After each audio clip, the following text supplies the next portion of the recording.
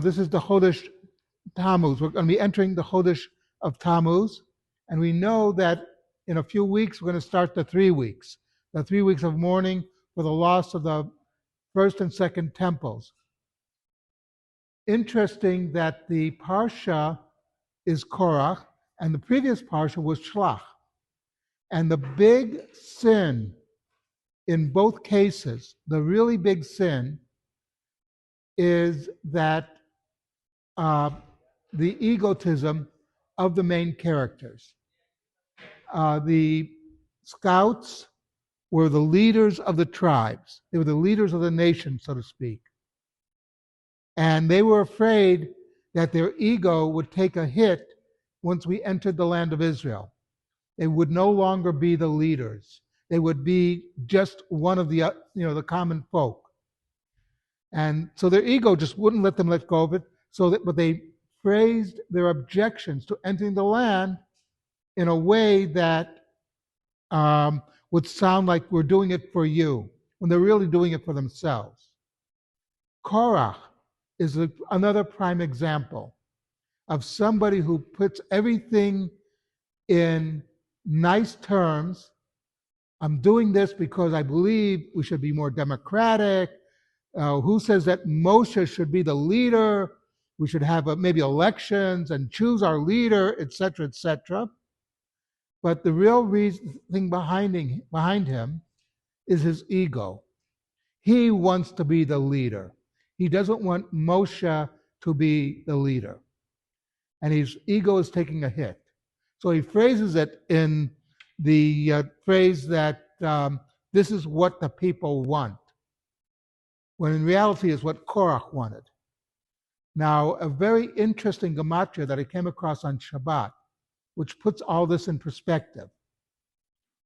Last week's parsha, of course, was Shlach, Shin Lamed Chet, which in gematria, Shin is 300, Lamed is 30, Chet is 8, so that's 338. And the Balatorim said that this was a hint about the destruction of the first temple, because the first temple was destroyed in the Jewish year 3,338. So, it's something that blew me away, that the egotism of the Scouts and then later the egotism of Korah are what was at the root of destroying the Jewish people from within.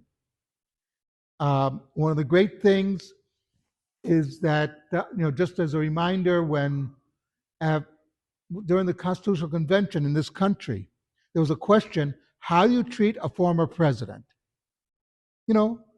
Remember, up until the United States, the king was there till he died.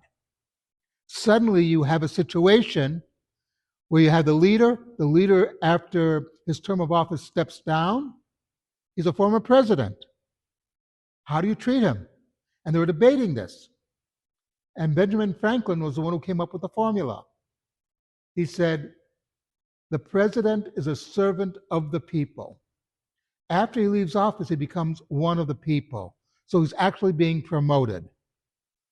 He's no longer a servant. He's being promoted because he's no longer a servant.